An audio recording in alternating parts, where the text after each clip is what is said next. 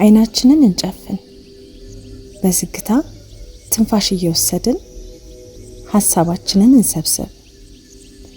አሁን ሰላማዊ በሆነ የወይን ቦታ ላይ እንደቆምን እናስብ። አየሩ ለስለስ ያለ ነው። ቅጠሎቹ በነፋስ ውስጥ ቀስ ብለው ይንቀሳቀሳሉ። የፀሐይ ብርሃኗ ሙቀት በፊታችን ላይ ይሰማል። እዚህ ደህንነት ያለው ቦታ ነው። ከፊታችሁ ጠንካራና ሕያው የሆነ የወይን ግንድ አለ። ስሩ ጥልቅ ነው። ቅርንጫፎቹ በሕይወት የተሞሉ ናቸው። እና አሁን አንድ ጥሩ ነገር ተገንዘቡ። እናንተ ከቅርንጫፎቹ አንዱ ናችሁ። የተነጠላችሁ አይደላችሁም። ብቻችሁን አይደላችሁም። ከግንዱ ጋር ተያይዛችኋል። ወይኑ እንደያዛችሁ ይሰማችሁ።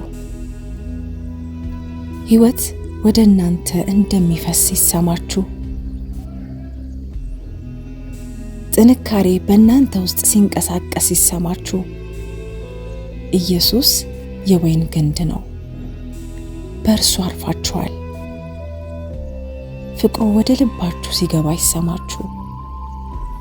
ሰላሙ ወደ አይምራችሁ ይገባል። ተስፋው ነፍስን ይሞላል። እየታገልን ሳይሆን አስገድደንም ሳይሆን በቀላሉ። አትክልተኛው አጠገባችሁ ነው። እሱ በጥንቃቄ ይንከባከበናል። የሚጎዳንን ያስወግዳል። በእኛ ውስጥ ደካማ የሆነውን ይፈውሳል። በጭራሽ አይሰብረንም፣ ያድሰናል። በጣም ስለሚወደን ኢየሱስ በልባችሁ ሹክ ብሎ ሲናገር ይሰማችሁ። በእኔ ኖሩ፣ እኔም በእናንተ እኖራለሁ። እኛም መልሰን ኢየሱስ በአንተ እኖራለሁ እንበል። ከትንፋሻችን ይልቅ አጠገባችን የእሱ መገኘት ይታወቀን። ከሐሳባችን የበለጠ ከፍርሃታችን የበለጠ ቅርብ ነው። አሁን ትናንሽ ፍሬዎች በቅርንጫፋችን ላይ ማደግ ሲጀምሩ አስቡት። ፍቅር፣ ደግነት፣ ሰላም፣ ትዕግስት፣ ደስታ፣ እምነት።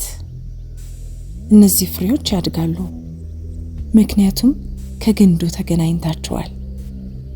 በጥንካሬ እያፈራችኋቸው አይደለም፣ በፍቅር እንጂ። በዚህ እውነት እርፍ በሉ፣ በእርሱ ረፉ። ልባችሁን እዚህ ለአፍታ ቆዩ። ከግንዱ የተገናኛችሁ፣ የተወደዳችሁ፣ ሕያው እና ዝግጁ ስትሆኑ እያመናችሁ እንዲህ በሉት፣ ኢየሱስ እውነተኛ የወይን ግንዴ፣ በአንተ እኖራለሁ። አሜን።